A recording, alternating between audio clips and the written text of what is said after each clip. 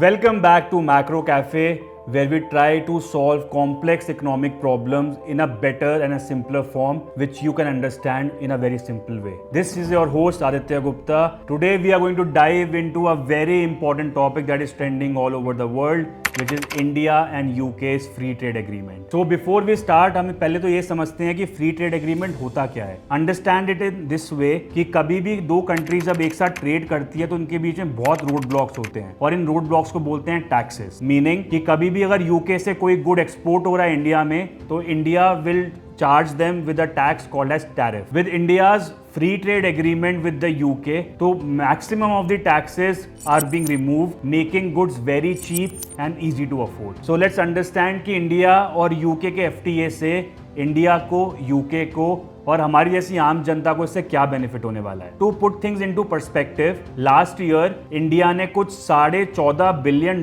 के goods export करे थे यूके में और $8.5 बिलियन के इंपोर्ट करे थे, making this a trade relationship of about $23 billion, which is a very huge amount. So with FTA this trade deal is going to get supercharge. अब हम ये समझते हैं कि इस वाले FTA से इंडिया को क्या बेनिफिट होने वाला है. So firstly to understand this I will only make it very simple for you कि इससे सबसे ज्यादा बेनिफिट होने वाला है एक चीज को जो है कि जॉब्स. अब वो कैसे? Because UK has agreed to eliminate almost 99% on the product जो इंडिया एक्सपोर्ट करती है टू यूके, उस पर टैरिफ हटाने वाला है. अब इससे बिजनेसेस को काफी बूस्ट मिलेगा. Businesses like textile and clothing, leather goods and footwear, marine products and sea food, jewellery and precious stones, engineering good, tech services, sports equipment and so on. अब इधर चीजें ज्यादा इंटरेस्टिंग हो जाती हैं बिकॉज एक सबसे अच्छा क्लॉज इसमें ये है कि जो आईटी प्रोफेशनल्स को इम्पैक्ट करेगा और हेल्प करेगा. जो भी IT professional,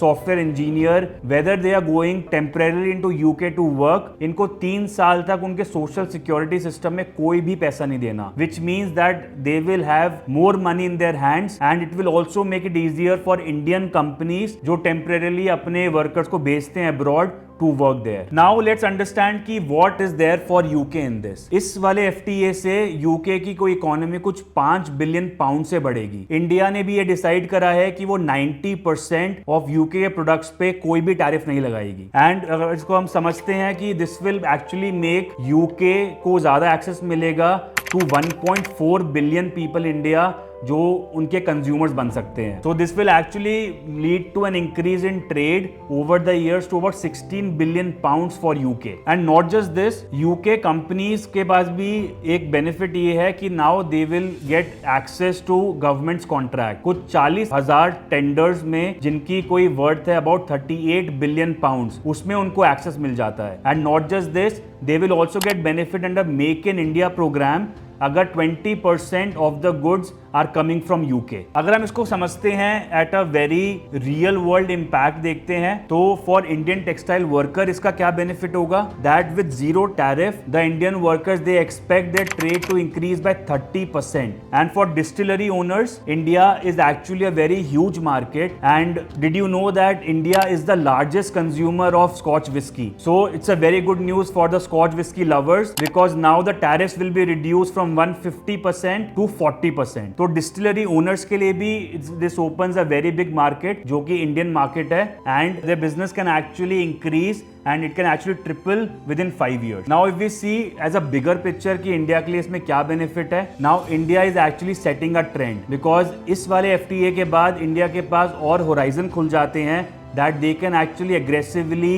make an agreement with other European Union countries, and this will also help them to actually come to an agreement with the US that is going on right now. Not just this, but this also aligns with India's vision of Viksit Bharat, meaning India का vision है कि by their 100th independence, that is in 2047, we want to see ourselves as a developed nation. So this was my take on the India and UK's free trade agreement. If you like this, you can even put down your comment. What is your take? What did you think and how India and UK are going to benefit by this free trade agreement? So don't forget to like, subscribe and comment. The best comment would be pinned, and stay tuned for more such informative videos. Thank you.